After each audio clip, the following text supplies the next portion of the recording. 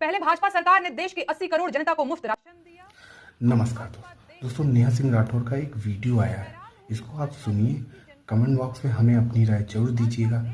धन्यवाद। पहले भाजपा सरकार ने देश की 80 करोड़ जनता को मुफ्त राशन दिया, अब भाजपा देश में सिंदूर बांटेगी। मैं हैरान हूं कि भाजपा देश की जनता को समझती क्या है। भाजपा देश की जनता को क्या बनाना चाहती है। भाजपा के एक नेता क्रोनोलॉजी की बात करते हैं तो क्रोनोलॉजी मैं समझाती हूं, समझिए।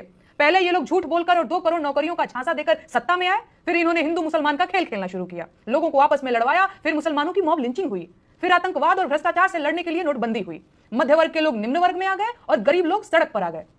इसमें इंटरेस्टिंग बात यह है कि ब्लैक मनी पर लगाम लगाने की बात कहने वाली सरकार 1000 और 500 के नोट बंद करने के बाद 2000 के नोट लेकर आई, जबकि 2000 के नोट के फॉर्म में काले धन को छुपाना और ज्यादा आसान हो जाता है। तो अब आप सोचिए कि इससे काले धन पर लगाम लगी होगी या इसमें इजाफा हुआ होगा। खैर, तो नोटबंदी की वजह से बहुत सारे हिंदुस्तानी भयंकर गरीबी की चपेट में आ गए। लेकिन इस दौरान मोदी जी की सरकार नौकरी के सवालों के जवाब में हिंदू मुसलमान की बातें करती रही। गरीबी से घिरी जनता ने जब विदेशों से लाए जाने वाले काले धन की बात करके 15 लाख की मांग की तो उसे पूरी बेहयाई के साथ खीसे निपोरकर चुनावी जुमला बता दिया गया और गरीब जनता बेचारी हक्का बक्का होकर मुंह ताकती रह गई। फिर आया कोरोना, लॉकडाउन लगा, दवाइयों और ऑक्सीजन की कमी से लाखों लोग मरे और बर्बाद हो गए। अस्पतालों से लेकर शमशान घाट तक लाइनें लगी थी और देश की आधी आबादी सिर मुड़ाए घूम रही थी, लेकिन मोदी जी थाली पिटवाते हुए आपदा में अवसर का नारा लगा रहे थे। ऐसे में लोगों को याद आया कि सरकार का काम तो स्वास्थ्य व्यवस्था को मजबूत करना है, न कि हिंदू मुसलमान करना। लेकिन यह समझदारी थोड़े ही दिन तक टिकी और लोग फिर से हिंदू मुसलमान की बातों में मगन हो गए।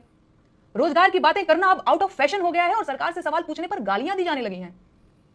आतंकवादी हमलों से देश को बचा पाने में नाकाम रहने वाली सरकार के मुखिया मोदी जी ने शहीदों के नाम पर वोट मांगा और फिर से सत्ता में आ गए।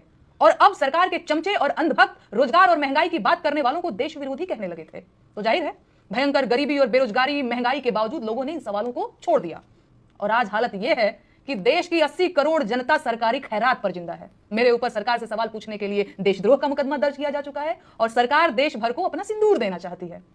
अब मुफ्त सरकारी अनाज खाएंगे तो सरकार का सिंदूर लेना भी पड़ेगा और लगाना भी पड़ेगा। मैं हैरान हूं कि क्या जनता अभी तक सच में ये नहीं जान पाई है कि भाजपा की सरकार आम जनता को समझती क्या है।